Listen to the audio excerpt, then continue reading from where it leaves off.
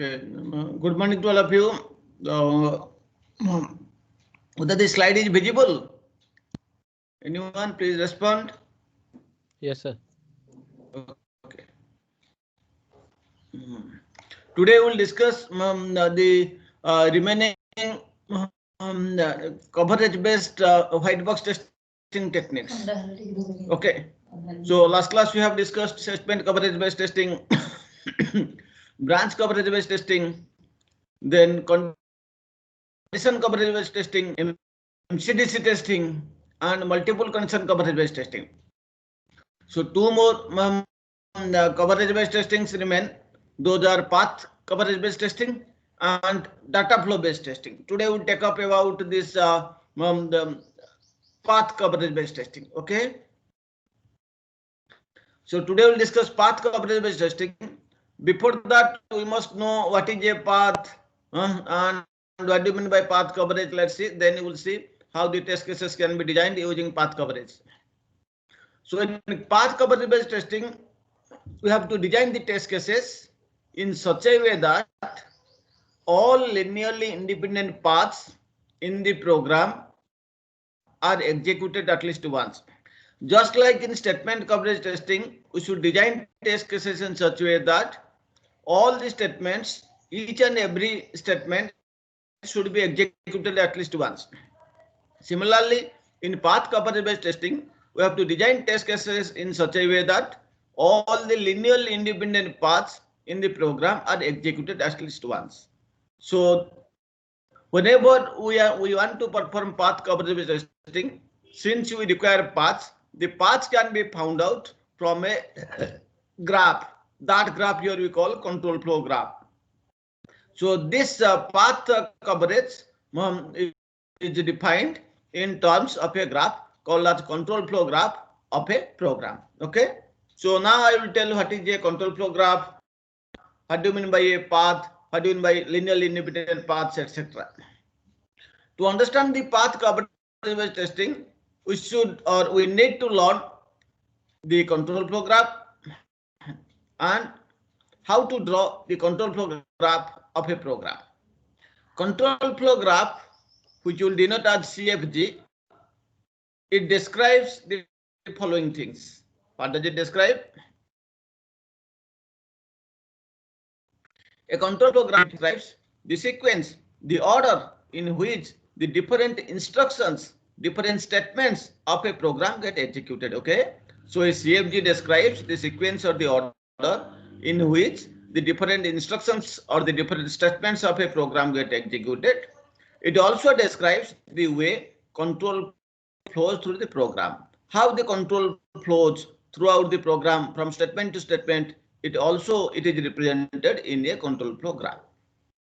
What could be the control? These control structures, if these conditional statements, looping statements, sequential constructs, these are all examples of control flows. So the way in which control flows the program, that is also represented in a CFG. Next thing is how to draw the control flow graph. So the steps are as follows.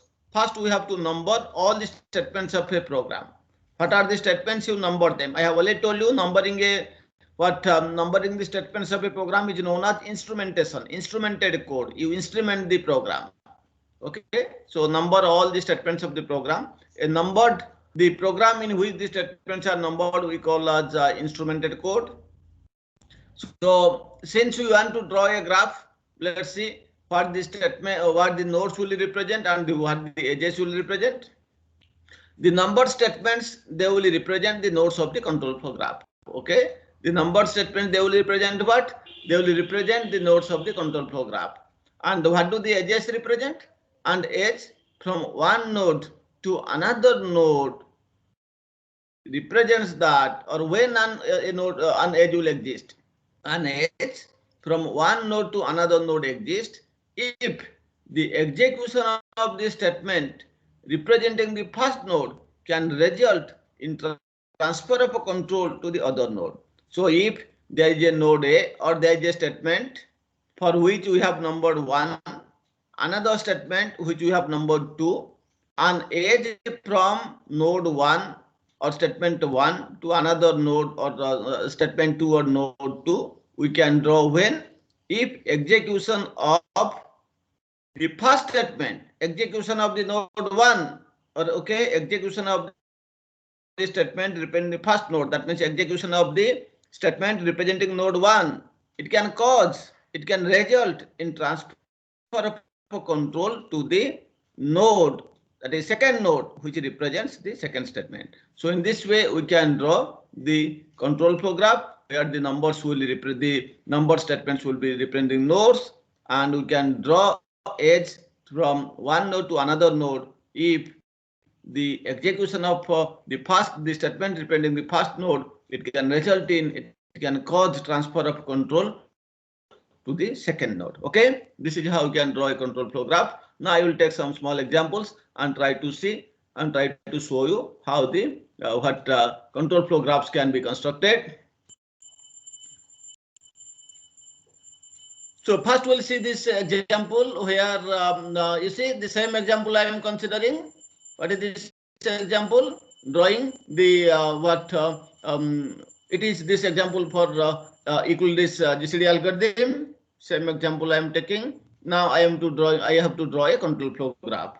So first, how many statements are there? Here I have shown like 6. Actually, you may or may not give numbers to the brackets, but I will show why here I have given a number to make my graph more simpler. So I have put 6 statements. So 6 nodes I have drawn here, 1, 2, 3, 4, 5, 6. Then I will see from where to where control flows. Accordingly, I will add edges. See, here first statement is while, see, int is by default is a declaration statement, number it may not number is no problem. But here the first statement here now you while, from while where the control flows to the if statement. So there must be an edge from 1 to 2. So I have added an edge from 1 to 2. Then at 2 there is a branching. If this x is greater than y, then statement 3 will be executed, else statement 4 will be executed. So there must be a branching. See what I have done. At 2 I have made a branching, 2 to 3, 3 to and 2 to 4. Then whatever it may be, so either the then part is true or the else part is true, then the return will be there. Return statement will be executed. So these two things I have merged at line number 5. That's why I have given a bracket to here. So either the then part is there or the else part will be there. Then they will be merged at 5. And then what will happen? Now this will be a loop. Now this will be a loop. Again, it will go to line number 1. See, I have drawn that way. Again, from line number 5, it will go to line number 1. Like this, it will fall in a loop. So when it will come out of the loop, it will come out of the loop when this condition will be false. That means when x will be equal to till x is not equal to y, these statements in the loop will be executed. When x will be equal to y, then control will come out of this loop and it will come to line number 6. So that's why I have added an edge from 1 to 6. It's a very simple example we have taken how to draw the control flow graph for a simple program. Okay, so in this way, given a program, you can construct the control flow graph. Now I will again simplify. What are the important constructs that might be present in your program? The important constructs in your program might be what? 3 important constructs. You know, structured programming. C is a structured program. And you know, the various properties of structured programming. It should be modular. There should be one entry and one exit, etc. So you know that in structure, another property is that go-to statement should be avoided, isn't it? Go-to statement should be avoided in structured programming. So then you know, who has told this that go-to statement should be avoided in while writing programs? So one important software engineer has told. So very small question, that is Disketra. So Disketra has told that you should avoid using go-to statements, and he has published an article at that time. Then several and you know, whenever some good good rule or some first time somebody will propose a new thing, an innovative idea, people will object. So at that time also many people have objected this Disketra's approach, No, they told that no, we cannot write any program without using go to statements. Go to statements are inevitable. We cannot avoid them. Then Dikshetra has come forward and he has stopped the mouths of the opponents. He has published an article that go to statements are harmful for these programs. He has proposed that if you know three important constructs, then whatever the problem may be, how much it may be complex, you cannot write it without using go to statements. What are those three constructs? Three constructs. One is sequential constructs, two conditional constructs, three iteration constructs. So if you know these things, sequential, conditional, and looping program may be, whatever complex the project may be, whatever complex the program may be, you can easily write it without using go to statements. Then the opponent's mouth has stopped, and this was a great achievement by this Khatra, that everything, any program can be written using these three constructs: sequence, conditional statements, and looping statements without using go to statements. So let's see. So if you want to write any program, mainly you will use these three constructs. So if you can represent these three constructs in the form of a graph, then you can draw the control flow graph. So let's first see how can represent the sequence flow or the sequential flow in a program. So this is the way sequential construct will write. Just add two nodes, and if the control flows from first node to second node, just add an arrow. So if A is equal to 5, the value of A is used in the second statement. B is equal to A star B minus 1. That means control is flowing from 1 to 2. This is a sequential control flow. And in this way, you can add an edge from 1 to 2. This will represent the sequential flow of the graph. This is this sequential construct. Next, what is selection or conditional? That means based on some condition, if the condition is true, the then part will be executed, else the else part will be executed. So here it like this: if A is greater than B, then C is equal to 3, else C is equal to 5, then C is equal to C star 3, suppose. So now if is the conditional statement, then the branching occurs, selection occurs. If A is greater than B, it will come to line number 2.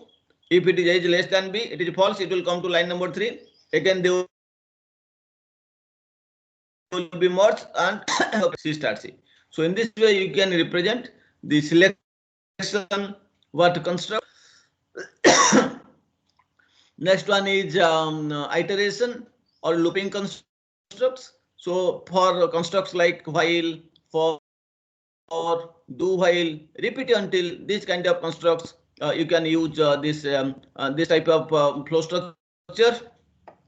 Like here, while A is greater than B, then B is equal to B star A, else B is equal to B minus 1, and C is equal to B plus D. So the looping occurs at statement number 1, while statement. So the statements 2, 3, they will be executed till A is greater than B. When A will be less than B, then statement number 4 will be executed. So this is happening 1, 2, 3 like this. It will be in a loop, and then when A will be less than B, then it will coming out of the loop. Then control will flow from statement number 1 to statement number 4. Okay. So in this way, you can represent iteration statement. So if you can represent the sequence statements, sequential statements, conditional statements, and iteration or looping statements, then any program may be there. You can easily represent, you can easily draw the control flow graph. Okay. This is another little bit what complex code, where you can see that the sequential construct is there, conditional construct is there, and looping construct is there. I have drawn a simple control flow graph using these methodologies just I have explained. So in this way, you can draw the control flow graph for a complex program. Okay. So this is about how you can draw control flow graph for simple and complex programs. After drawing the control flow graph, what we have to do, we will perform path-based testing. So we must know what is a path. What is a path? You have already known in career. While you have discussed graphs, you must have. I am again defining in a simpler way what is a path. A path to a program, it is a sequence of nodes and edges. Okay, a path through a program is a node and edge sequence. From where? From the starting node to a terminal node or to an end node of the control flow graph.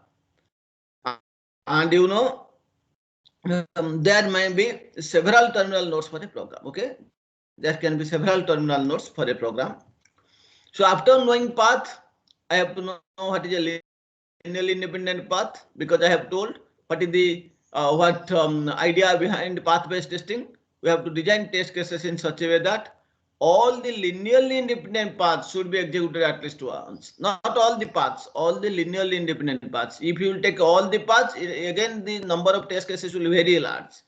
So we have to take only the linearly independent path. So what do you mean by linearly independent path?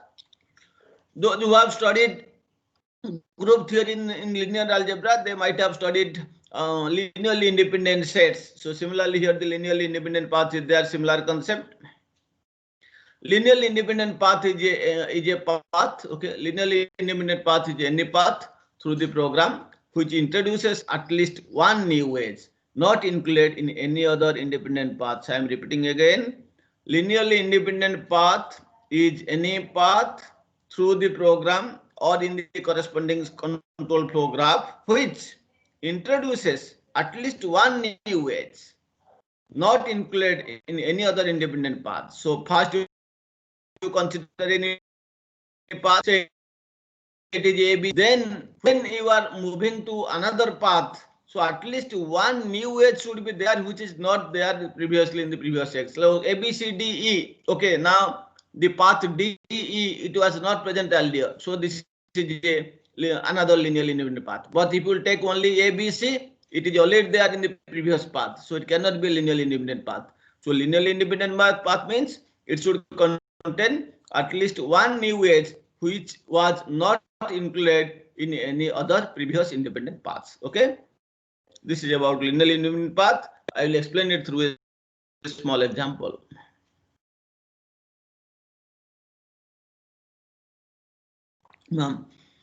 It is very much straightforward. It is very much easy to identify all the linearly independent paths of simple program. So if your program is a very simple program, you can identify all the linearly independent paths very easily. But for complicated programs, for complex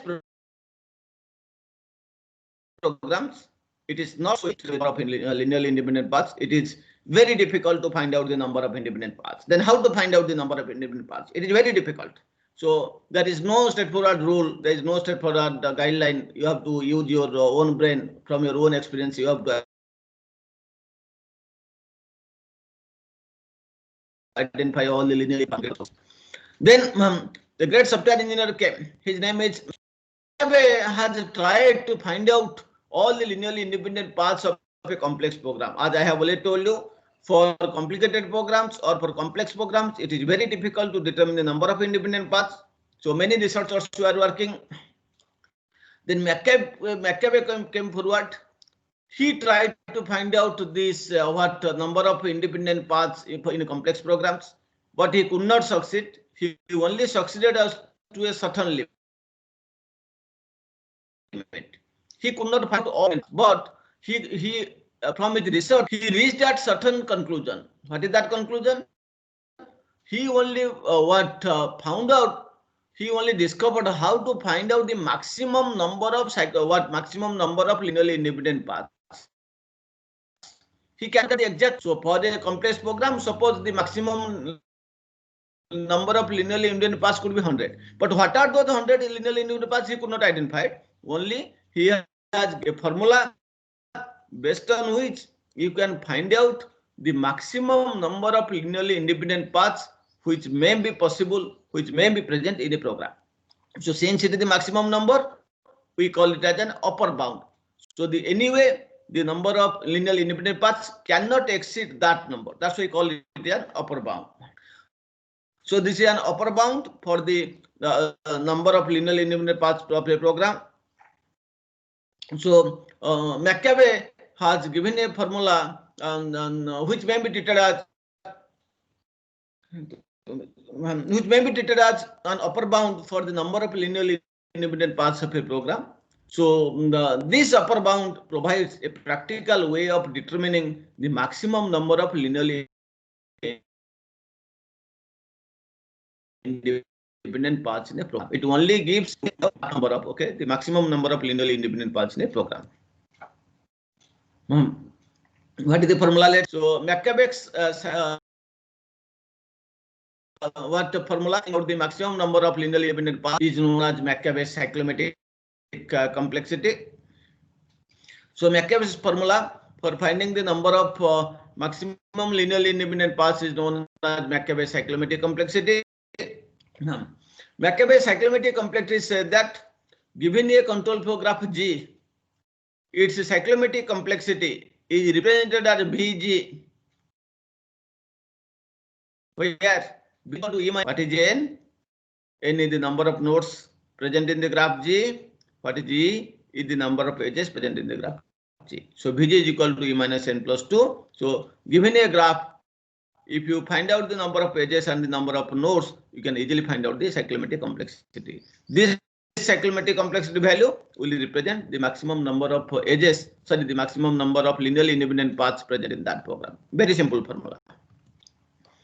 So I am taking my previous example. This is the control flow graph for this Euclid's GCD algorithm. If I use the formula E minus N plus 2, you can see there are 7 number of edges. You can see there are 6 number of nodes plus 2, that is equal to 3. That means in this for this graph, the cyclomatic complexity will be 3. Will be maximum 3 number of linearly independent paths present in the program. What are the maximum number of 3 independent paths? I will show in my subsequent slides.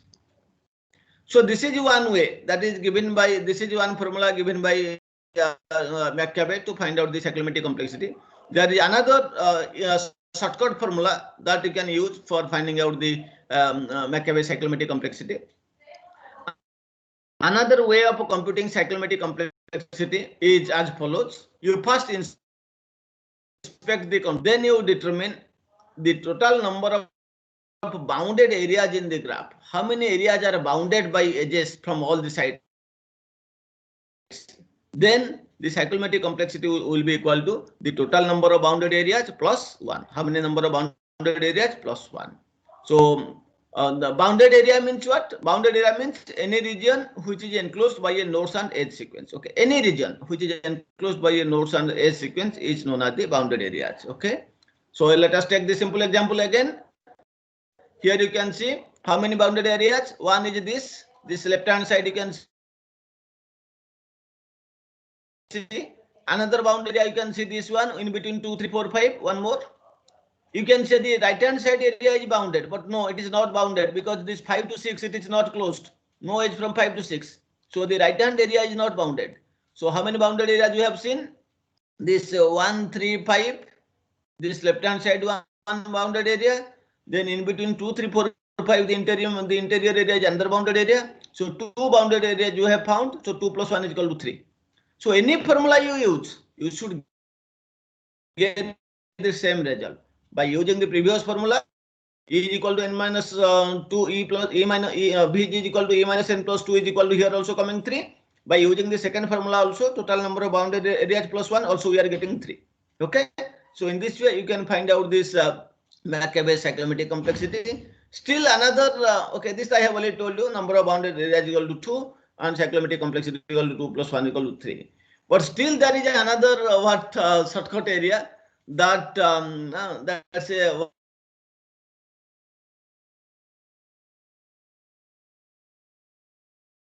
what you can say easier.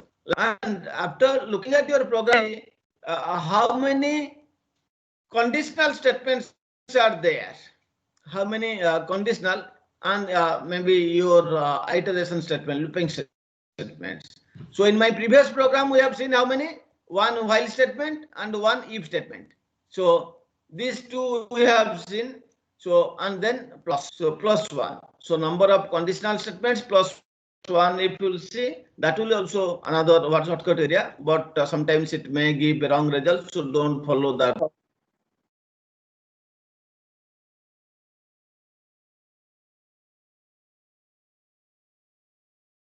Okay.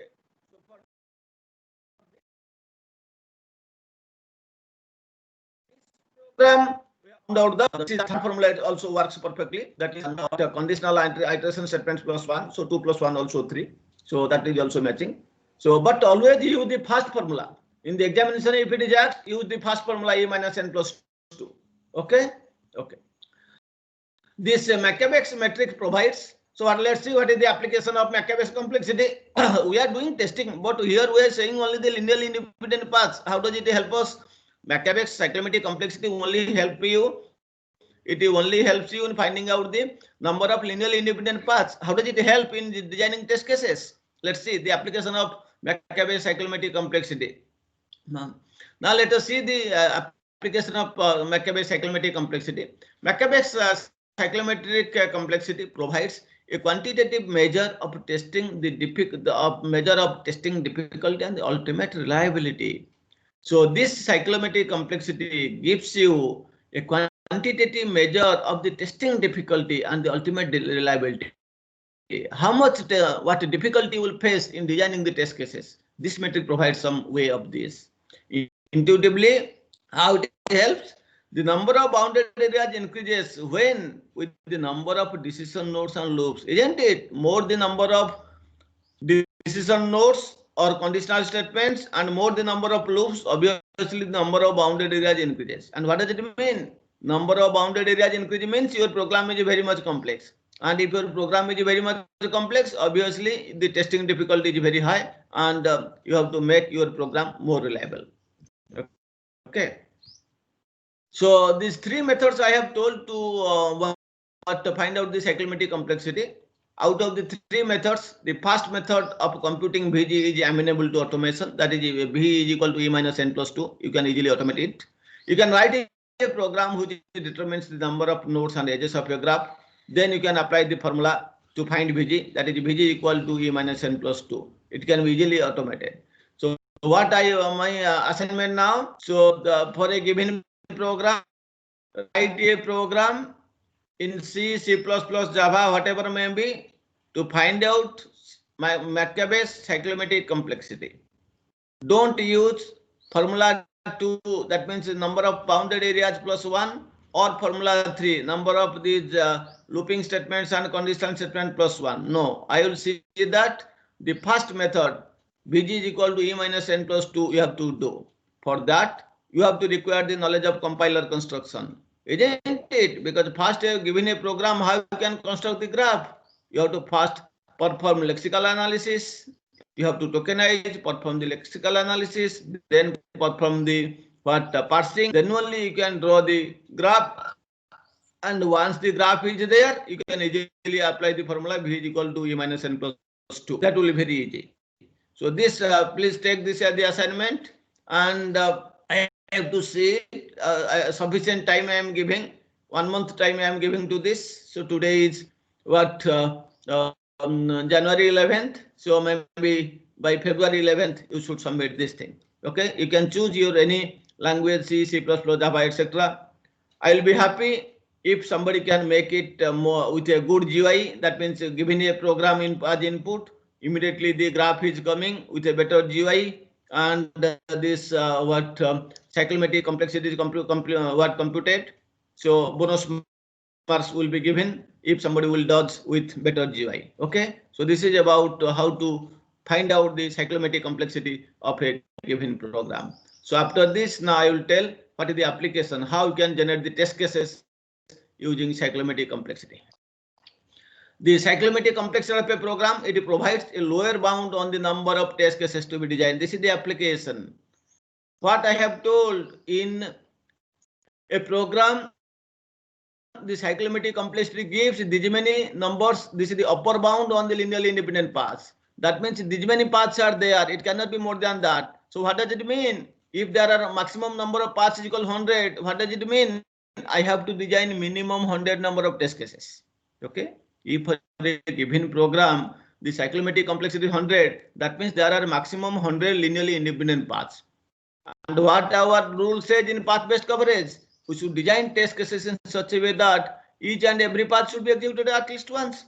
That means if 100 paths are there, I have to design minimum 100 number of test cases to cover each and every path. So the cyclomatic complexity of a program, it provides a lower bound. Okay, please remember it provides a lower bound on the number of test cases to be designed. It cannot be less than that. You cannot design 99 test cases. You have to design 100 test cases if the what cyclomatic complexity is 100. So it provides a lower bound. Why? Because you want a guarantee on the coverage of all the linear independent paths. We want that each and every linearly independent paths should be covered at least once. Okay. So that's why please remember cyclomatic complexity gives an upper bound on the number of paths, and hence it becomes a lower bound on the number of test cases to be designed. You cannot design less number of test cases than that value. Hence, that's why this is known as the lower bound on the number of test cases to be designed. So, cyclomatic complexity. The cyclomatic complexity of a program provides a lower bound on the number of test cases to be designed in order to guarantee the coverage of all linearly independent paths. So, a measure of the number of independent paths in a program, it provides one. Okay, so cyclomatic complexity gives a measure of the number of linearly independent paths in a program. Hence, it provides a lower bound for the number of test cases for path coverage. This many number of test cases you must have to design. This is the minimum number of test cases you have to design for achieving path coverage. Please remember, knowing the number of test cases required, it does not make it any easier to derive the test cases. Only this gives the number of test cases you have designed. This is not saying what are the test cases. So it does not make it any easier to derive the test cases. It only gives an indication of the minimum number of test cases required. So the cyclomatic complexity, it only gives an indication of the minimum number of test cases required or a minimum number of test cases to be designed. It does not say what are the exact test cases. Then let's see how we can perform path-based testing. Let's see the practical path-based testing. What are the steps? First, the tester proposes an initial set of test data using his experience and judgment. So given a small program, the tester proposes an initial set of test data using what? Using his experience and judgment. Then here another tool will be used. That tool is called Dynamic Program Analyzer. A tool named Dynamic Program Analyzer is used. Why? This tool measures which parts of the program have been tested. So when you will execute the program, when you will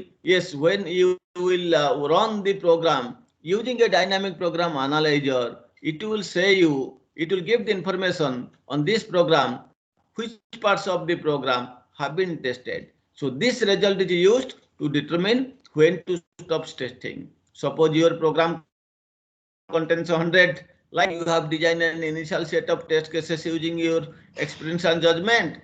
Then you pass your program through the dynamic program analyzer. It is said that okay, out of the 100 statements, these 80 statements are only covered. That means 20 statements are not covered. So what does it mean? You have to increase your test cases, add more test cases. Then again you pass your program through the dynamic program analyzer. Now you see 90 statements are executed. Okay, now we have improved. Again add few more test cases. Again pass the program and the test cases using through your dynamic program analyzer. Now you see, now it is 100%.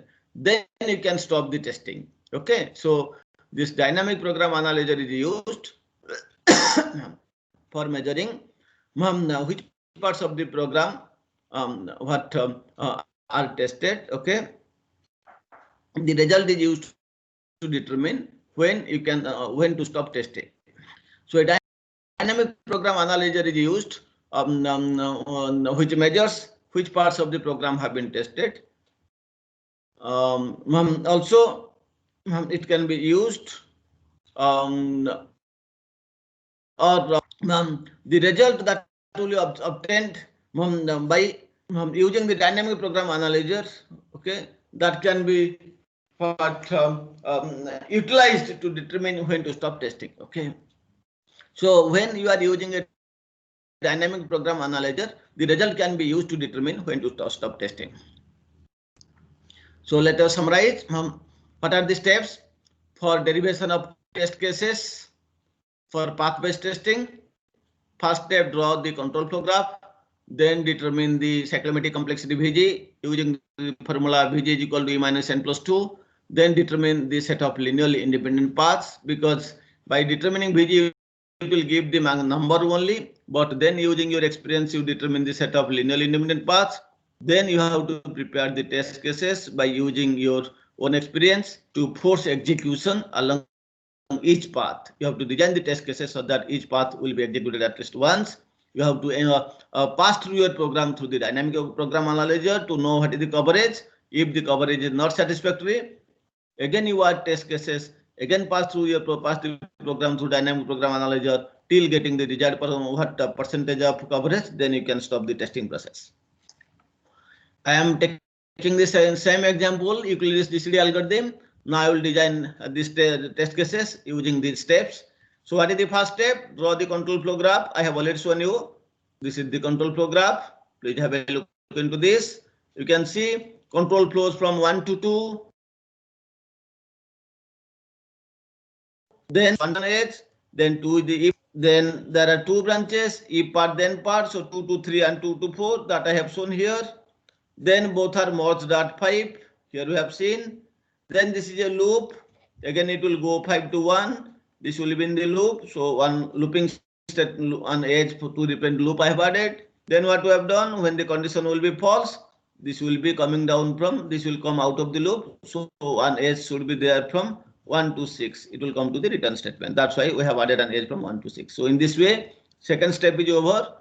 First is control flow graph we have.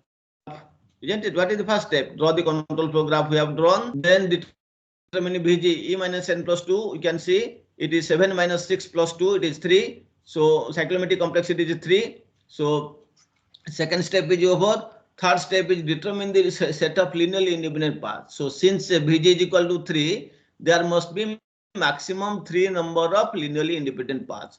Now let us identify what are the linearly independent paths. I have already told you linearly independent paths is a path means which contains at least new edge which is not present in the previous paths. So 1 to 2, 2 to 3, 3 to 5, again it will go to 1. Okay, and like this 2, 3, 5, and till it is coming what to 6. Another is 1 to 4. First time I have taken 2, 3. Next time I am taking 2, 4. Then 5. Then it will go to 1. Then to 6. And one more is straightforward 1 to 6. So in this way I have added how many? 3 linearly independent paths. What are they? First linearly independent path is 1 to 6.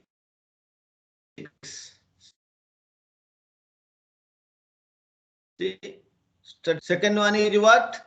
1 to 3, 5, 1, and what is the third one? I have already told you 1, 2, 4, 5, 1, 6. 1, 2, 4, 5, 1, 6. You see maximum 3. Any other path you will see no new edge there. Suppose I will take 1, 2, 3, 5, 1, 2, 3, 5, 1, 2, 3, 5 like this looping. That means all those edges are previously already present. So they cannot be new in linear independent paths. Linearly independent paths means at least one new edge should be there. You see in the 3 cases, at least one edge is there. First one 1, 6. Here 1, 2, 3, 5, 1, 6, and here at least 1 is there. This 4 to 5. Here it was 3 to 5. Here it is 2 to 3, 3 to 5, and the second one is 2 to 4, 4 to 5. So at least one new edge is there. Then only it is coming. Okay. So now once the paths are found out, you can easily generate the test cases. What is the 1 to 6? You should see what values of the x and y in such a way that it will come here when x will become equal to y, it will come to here, it will come to 6. So accordingly you have to you have to design the test cases. So that's why 1 to 6 means x should be equal to y. So I have chosen accordingly. X is equal to y, x is equal to 1, y is equal to 1. What is this 3, 5, 1, 6? 3, 5, 1, 6 means 1, 2, 3, 5, 6. 1, 2, 3, 5, 1, 6. So what is the left part? 2, 3. If x is greater than y. So I have in such a way, I have choose the values of x and y in such a way that what line number 3 will be executed after through 2. What is the case? X should be greater than y. So I have chosen in this case x is equal to y is equal to 1. So x is greater than y. And what is the third independent path? 1, 2, 4, 5, 1, 6. 2, 4 represents what? The else part. That means x must be less than y.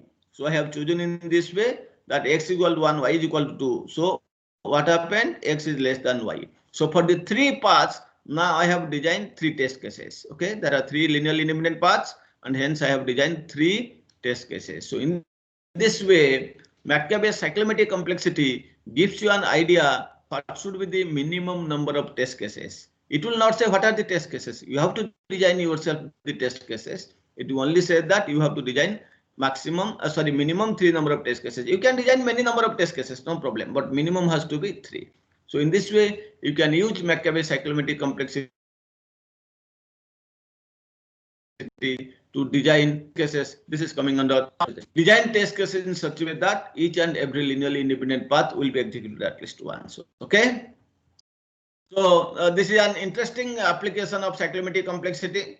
So some relationship exists between McCabe's metric and the number of errors existing in the code and the time required to find and correct the errors. Obviously, if McCabe's metric is if McCabe's cyclomatic complexity value is high, obviously there is a possible that more number of errors will be there. Okay.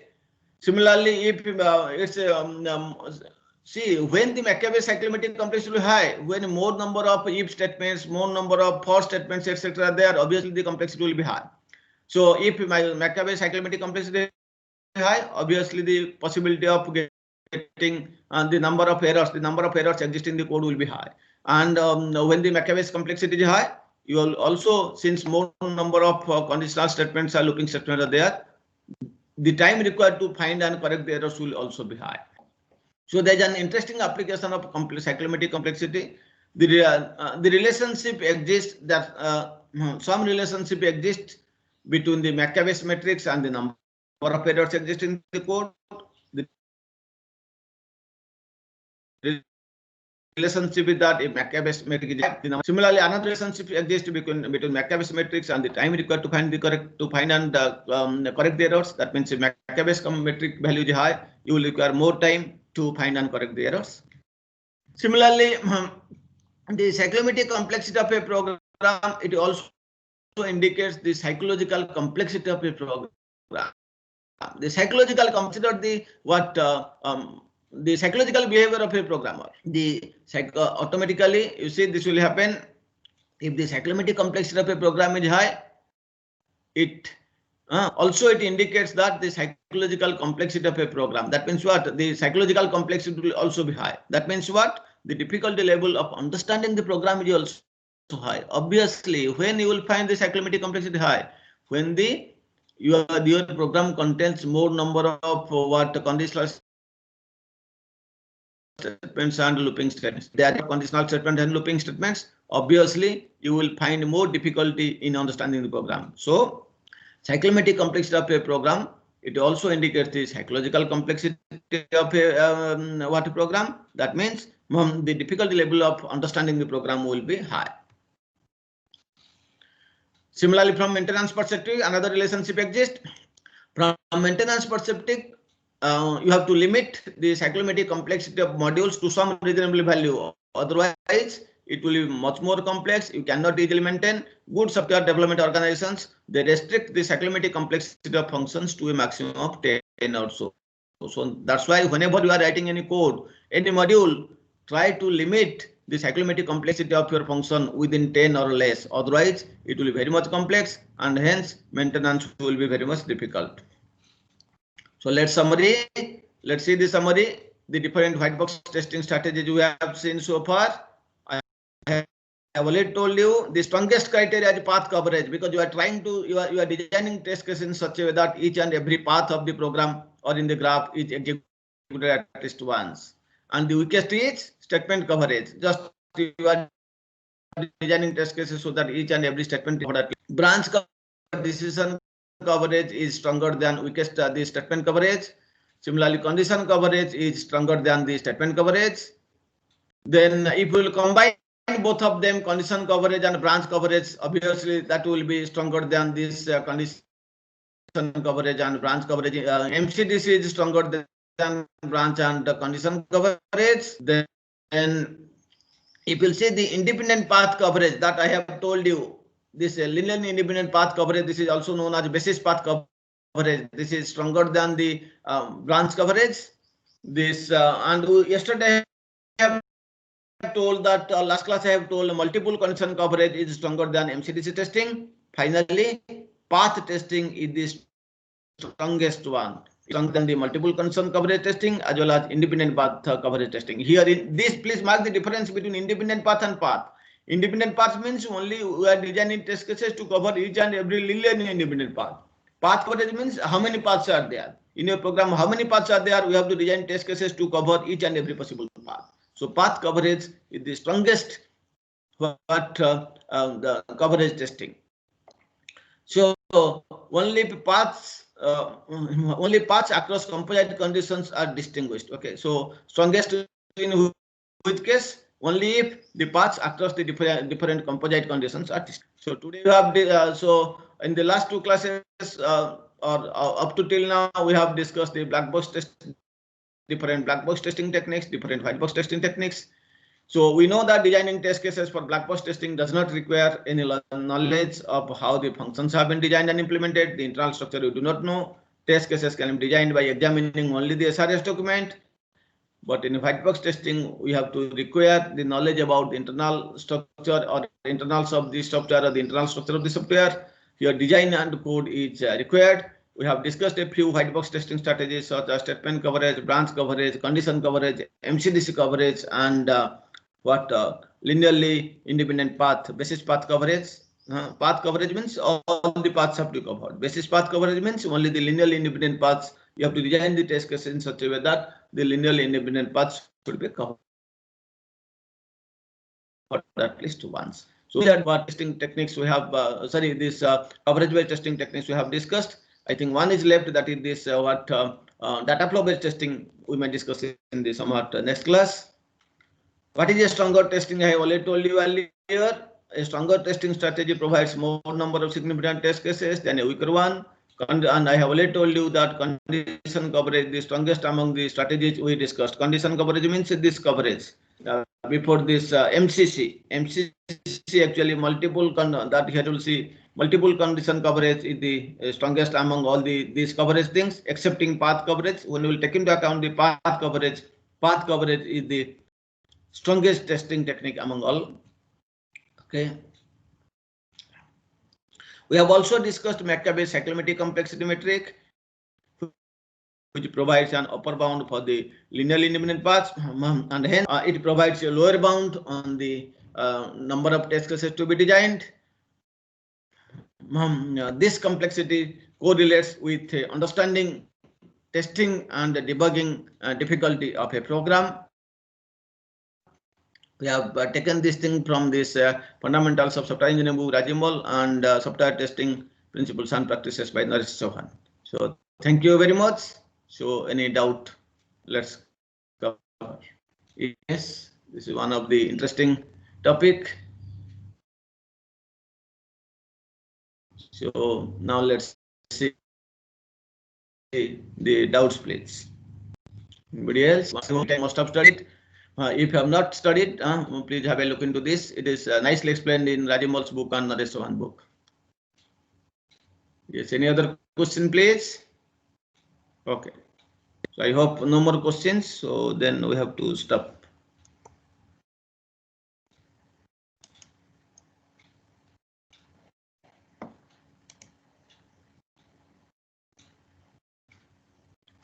Okay. Thank you, sir. So thank